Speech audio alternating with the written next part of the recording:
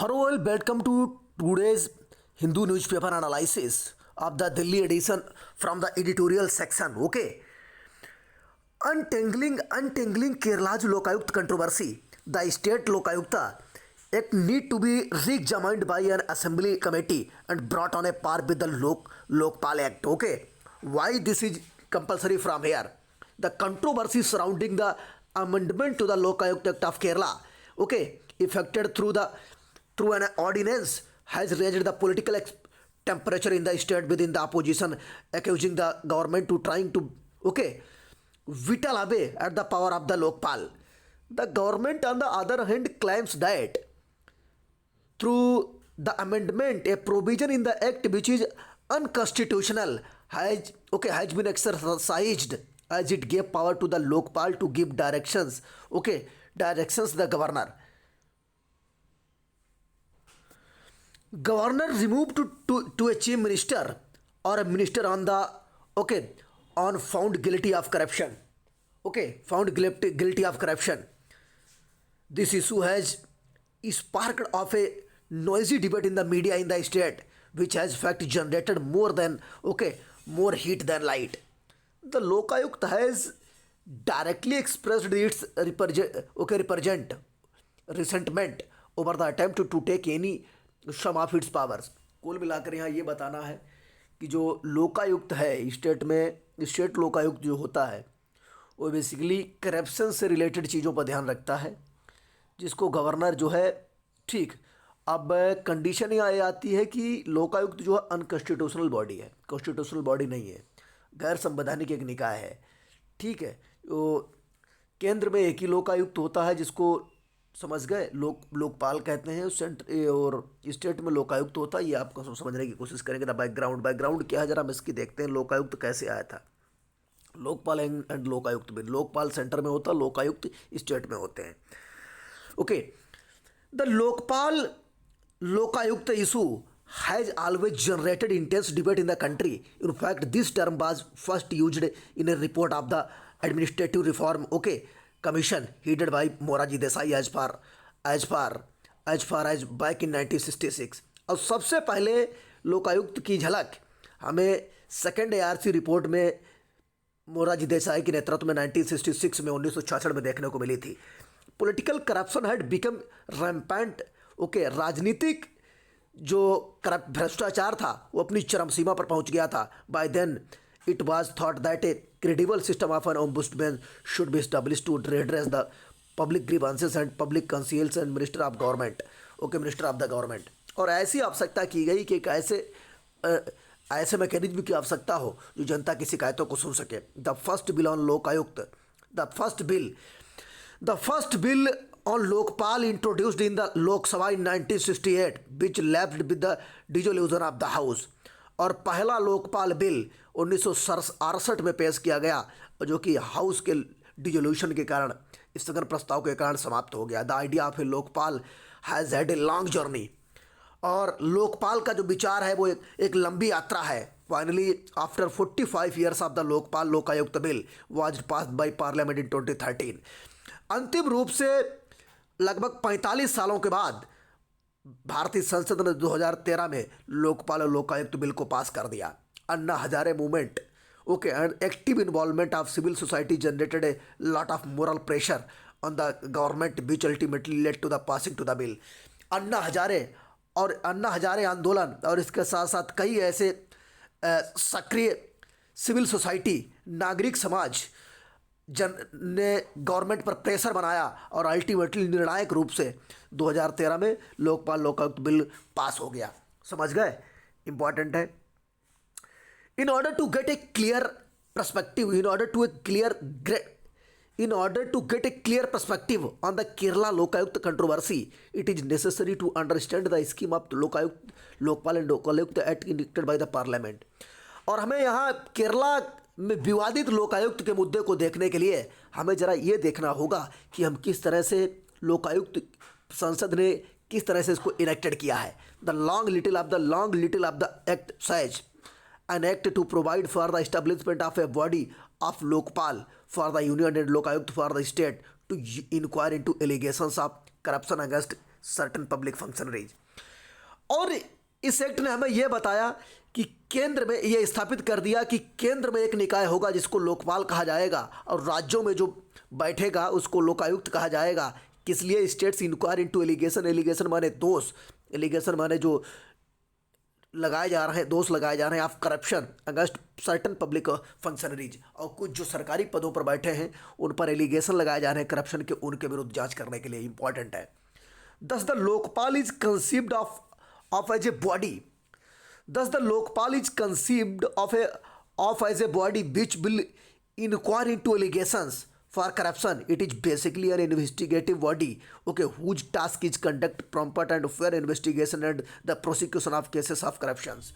और यह एक बेसिकली जांच की बॉडी है, जांच का निकाय है जो कि किसी भी मुद्दे की जांच करता है जो करप्शन से जुड़ा होता है राज्य और केंद्र में। राज्य में लोकायुक्त तो केंद्र में Lokpal. Treated with the judiciary however the Lokpal is no ordinary legislative investigative body. Okay, Lokpal कोई इन्वेस्टिगेटिव बॉडी नहीं है। It is headed by the incumbent chief justice of India और ए रिटायर्ड जज। और ये चीफ जस्टिस ऑफ इंडिया जो retire होते हैं या रिटायर्ड जज के द्वारा लीड की जाती है। इट हैज़ 8 मेंबर्स, इसके 8 मेंबर होते हैं four of whom are judicial members, जिनमें से 4 जुडिशियल मेंबर होते हैं। Thus the whole system is studied with the जजेज और judiciary man. The Lokpal has an inquiry wing, okay, and a prosecution wing to deal with investigation and prosecution respectively. Okay, investigation मतलब जांच करना, prosecution मतलब जो अत्याचार जिनके आप प्रताड़ित किए जा रहे हैं उनके खिलाफ, उनके पक्ष में। The director of prosecution files the case in the special court based on the finding of the Lokpal. Okay, the Lokpal है जुरिस्डिक्शन, उसके पास एक न्यायाधिकार है, एक न्याय क्षेत्र है। To inquire into allegations of corruption against the prime minister. समझ गए? ध्यान से समझना। Prime minister, okay, members of parliament, group A, group B, C and D officers and officials of the central government. समझ गए? लोकपाल के पास एक अपना उसका क्षेत्राधिकार है, वो केवल प्राइम मिनिस्टर से संबंधित, संसद के सदस्यों से संबंधित, और group A, group B, group C और डी में जितने अधिकारी आते हैं केंद्र सरकार के, उनके खिलाफ जांच करता है, उनसे संबंधित जांच करता है। After the conclusion of the investigation, और वो इन्वेस्टिगेशन जांच के निष्कर्ष पर पहुंचता है। द लोकपाल में file a case in the special court in a case the finding disclose the okay commission of offence under the prevention of corruption act. और जब वो जांच कर लेता है तो स्पेशल कोर्ट में केस को फाइल करता है, okay, by the prime minister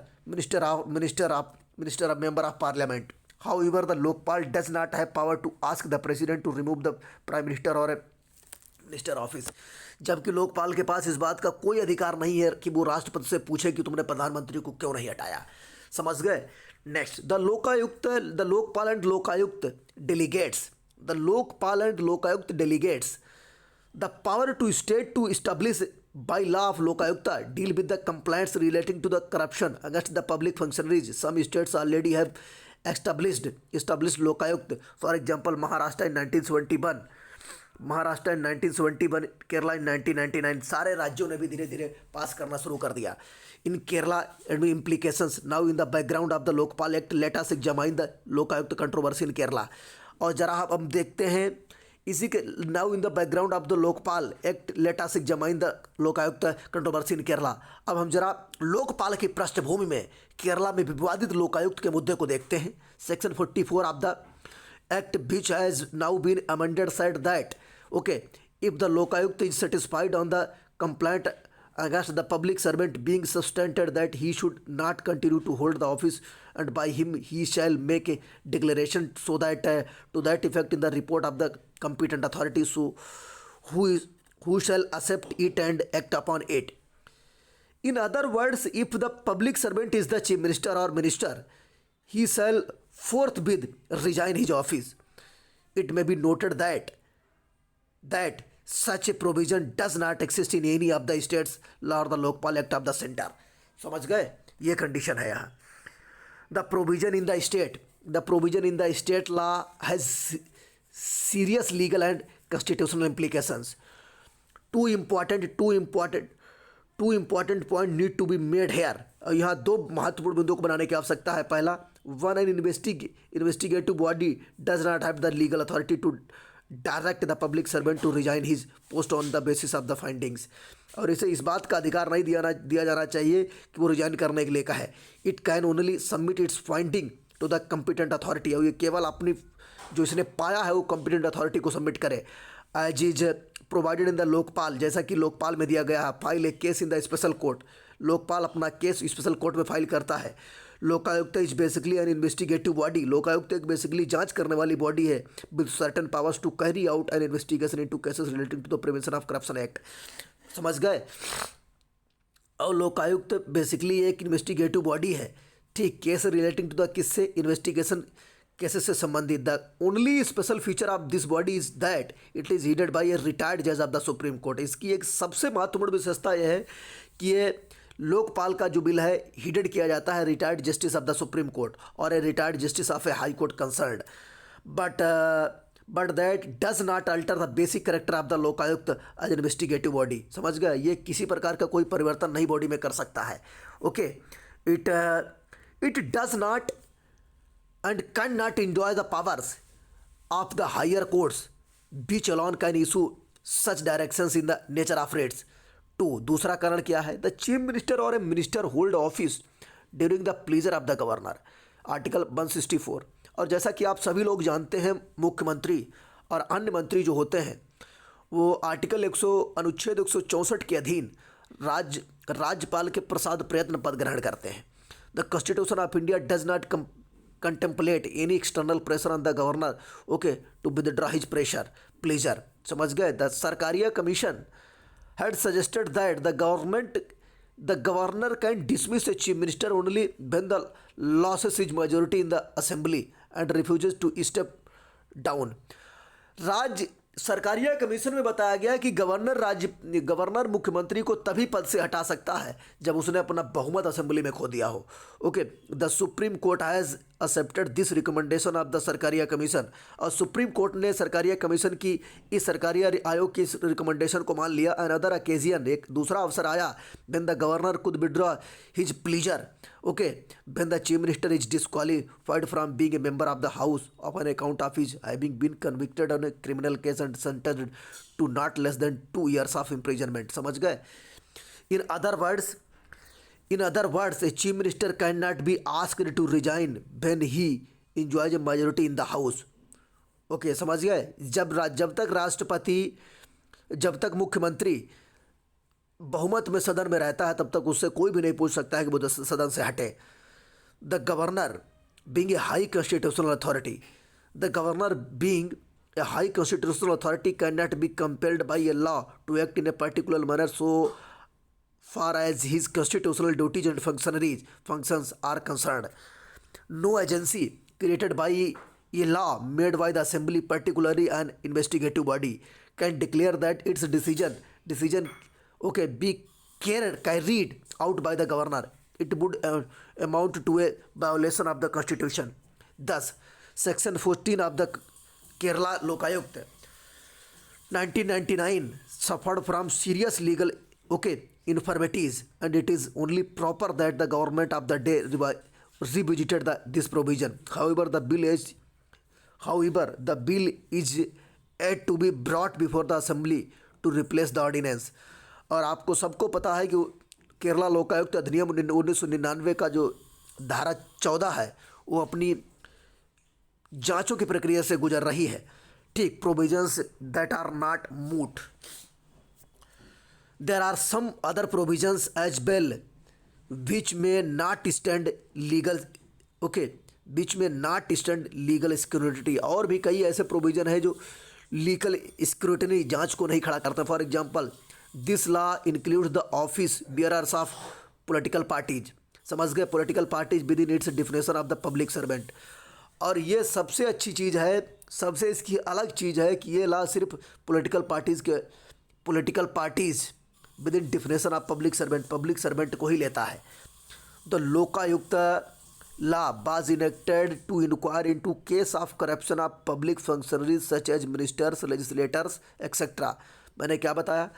मैंने बताया कि लोकायुक्त जो है वो बेसिकली मिनिस्टर्स और लेजिस्लेटर्स से संबंधित ही मुद्दों को देखता है, who are covered by the prevention of corruption act, जो कि प्रिवेंशन ऑफ करप्शन एक्ट के द्वारा कवर किए जाते हैं।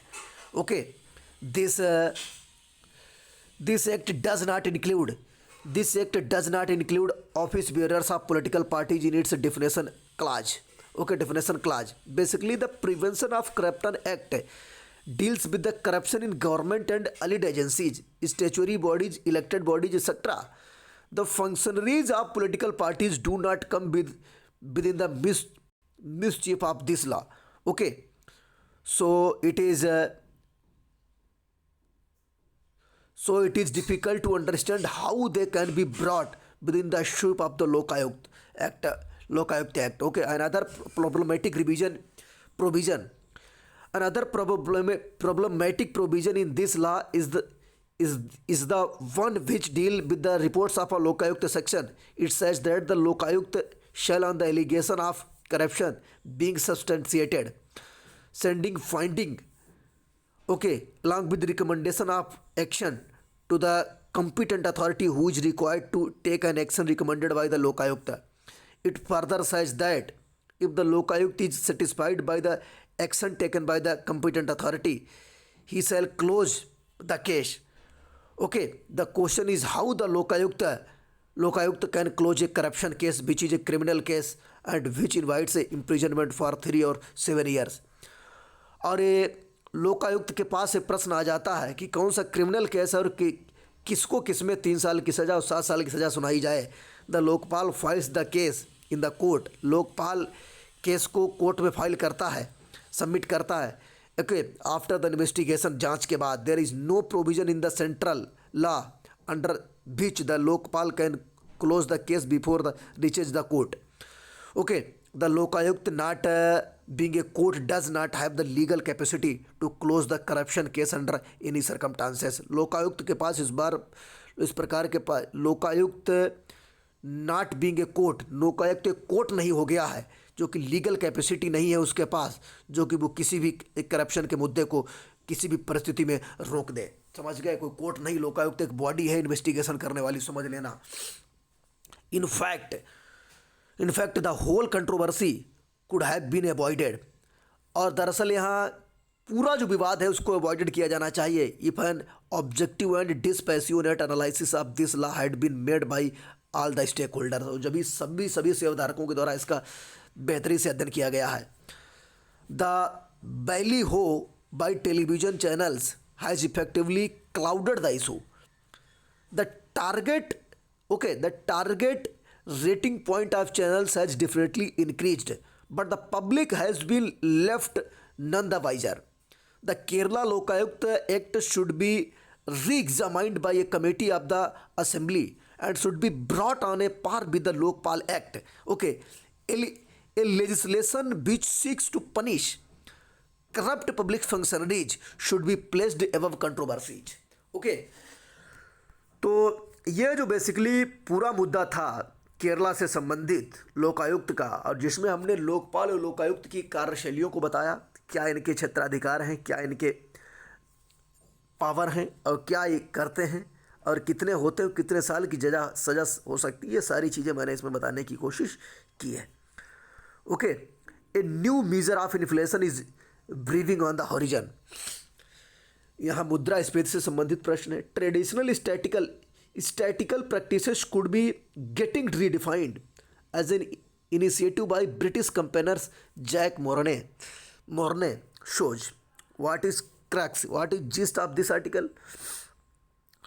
About 3 decades ago, आज से 3 दशक पहले, when I learned about the consumer price index, जब मैं कंज्यूमर प्राइस इंडेक्स को सीख रहा था, that reflects changes in retail prices of selected goods and services on which a homogeneous group of consumers spend a major part of their income, और जिसमें मैंने समरूप आय वाले उपभोक्ता जो है अपनी आय को खर्च करते हैं। My immediate query was about how the basket of commodities and their weights are selected, और मेरी तुरंत की जो क्वेरी थी, मेरा जो तुरंत का प्रश्न था कि मैं ये बताऊं कि कैसे एक बास्केट जो टोकरी होती है और उसमें जो रखी चीज़ें होती हैं और उसके साथ साथ उसमें जो तुम्हारा वजन होता है वो कैसे सेलेक्ट किया जाता है. Are they structured in some objective way, say by some well defined survey on income and consumption, or do they mostly depend on the wisdom of a few experts? Another important concern is that यह एक सबसे अलग महत्वपूर्ण जो concern विचार है वो ये, that while the CPI corresponds to a common man, nobody knows who that common man is. Should be put a piece of imported chocolate say in the basket in the perspective of today's India, and what should be its size, well as the consumption pattern widely varies across different economic classes. Different consumer price index may help understand how different economic layers of the society are affected by the increasing cost of the commodities. समझ गए.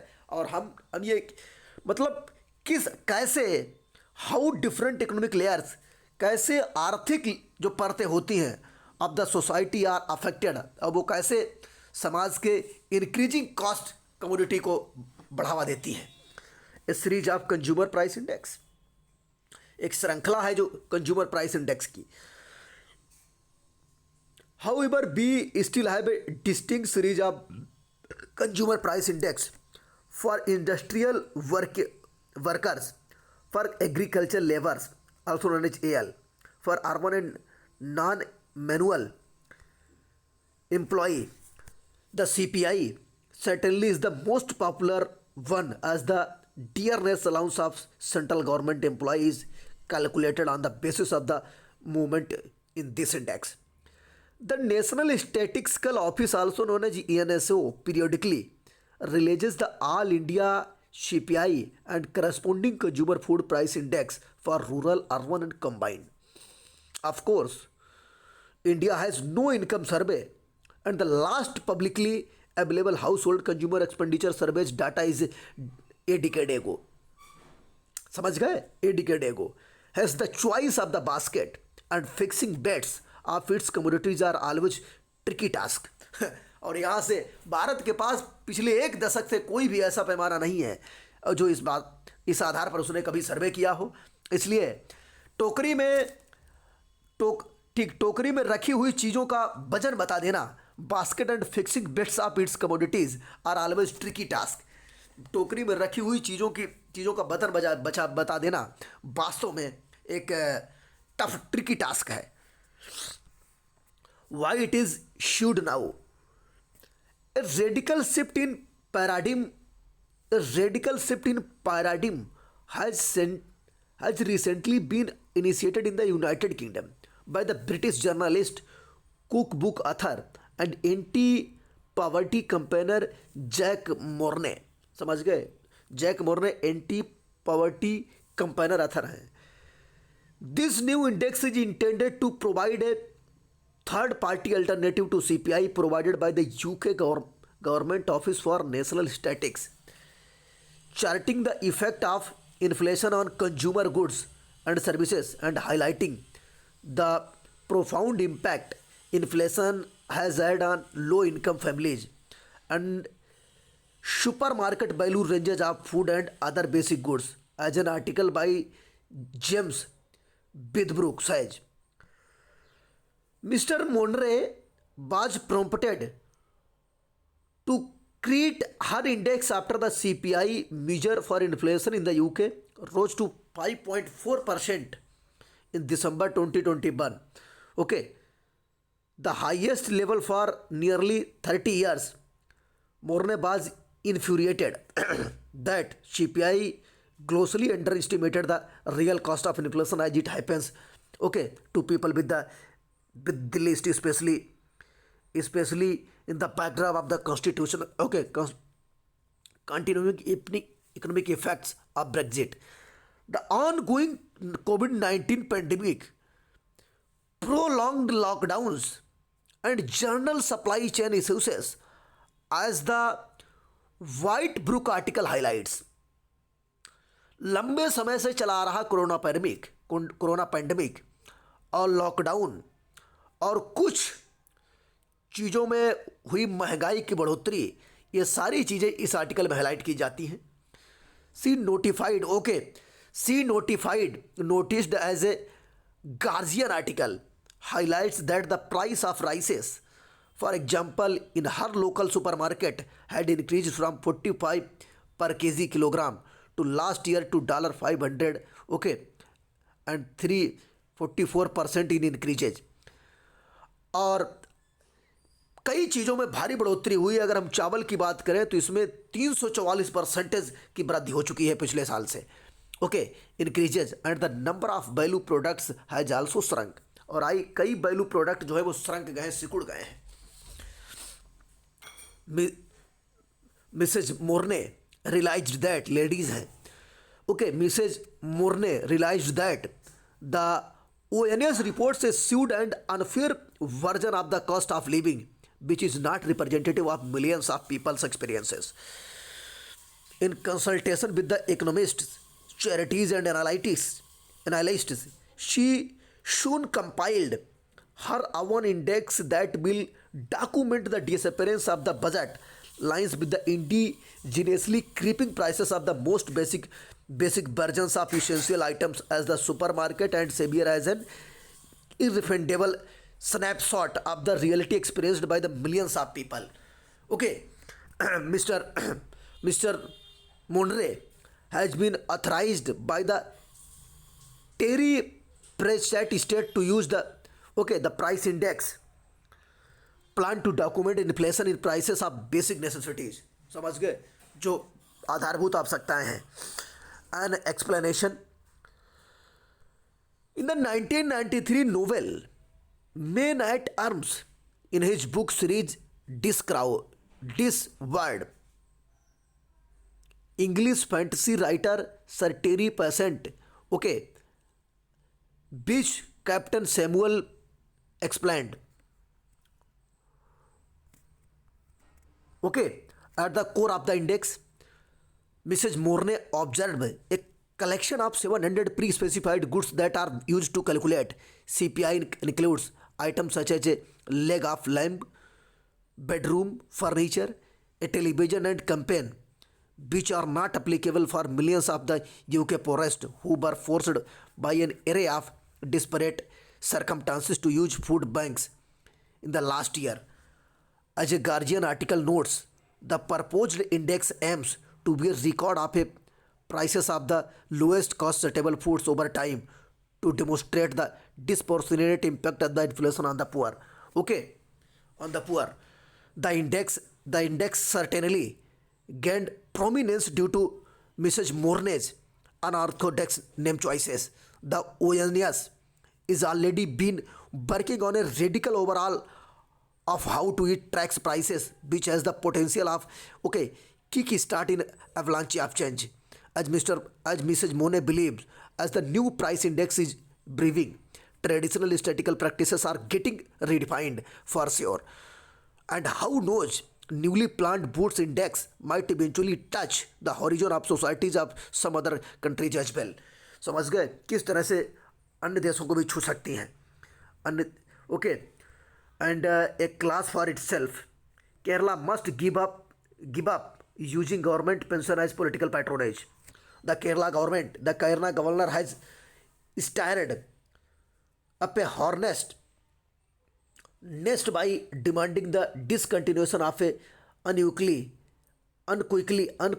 Kerala welfare scheme that covers around 1,200 people who served on the personal staff of ministers, leaders of opposition and government chief whips. The number of people who are eligible for lifetime pensions from the exchequer is set to swell to around 1,500 when the additional beneficiaries who are recruited during the previous government are added.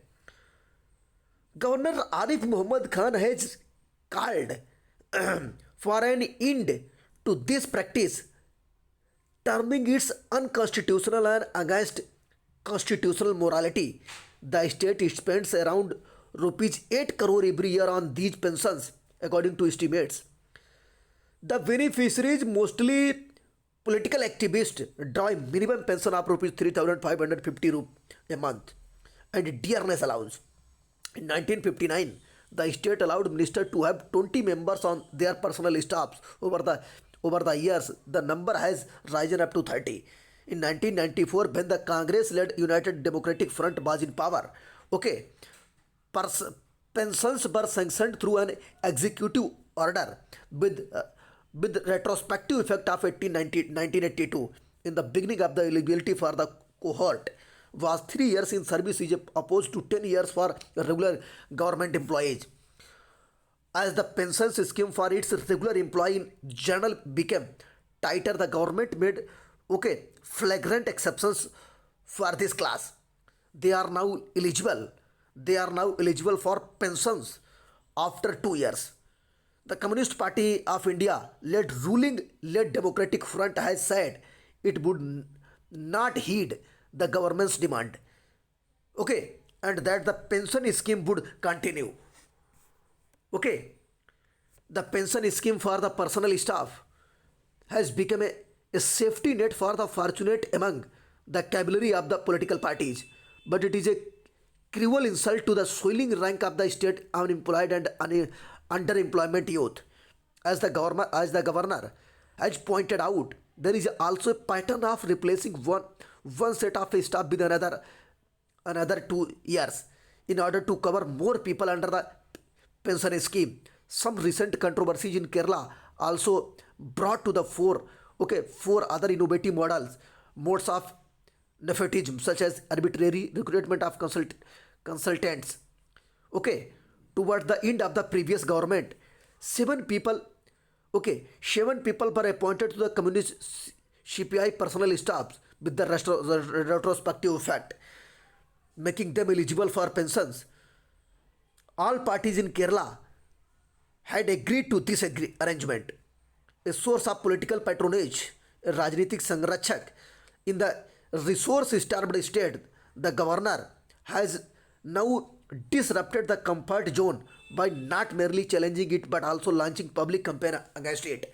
Okay, the fact that Kerala is in a financial crisis only makes this pension scheme more unacceptable to the general public. All political parties must take note on the resentment that this preferential treatment to their proteges can create against the political class in general. They must work together for a wealth creating consensus in the state rather than designing and defending the such in different civil schemes. Okay, Russian recognition. Putin's actions are aimed at wresting from the West guarantees against NATO expansion. After weeks of detecting tensions, diplomacy across Europe, Russia President Vladimir Putin has played major move by announcing formal recognition of for the Donbass region enclaves of Donetsk and Luhansk in eastern Ukraine, on which changes of course of the present diplomatic efforts to begin the recognition of the two separatist groups that are controlled part of the Donbass region, as the government signals that Russia is no longer interested in talks on the basis of the Minsk Accords. Okay, the agreement negotiated in 2014 and 2015 but never fully implemented अभी तक. और जो agreement हुआ था 2014 और 15 में हुआ था रसिया और यूक्रेन के बीच में, जो कि अभी भी इम्प्लीमेंटेड नहीं हुआ, had secured special status for the Donbass enclaves. Mr. Putin has also ordered Russian peacekeepers into the region, as a move that could spark out conflict with Ukrainian troops. Mr. Putin may claim that his move is far short of the invasion, that US and its NATO allies have been warning about, and should not incur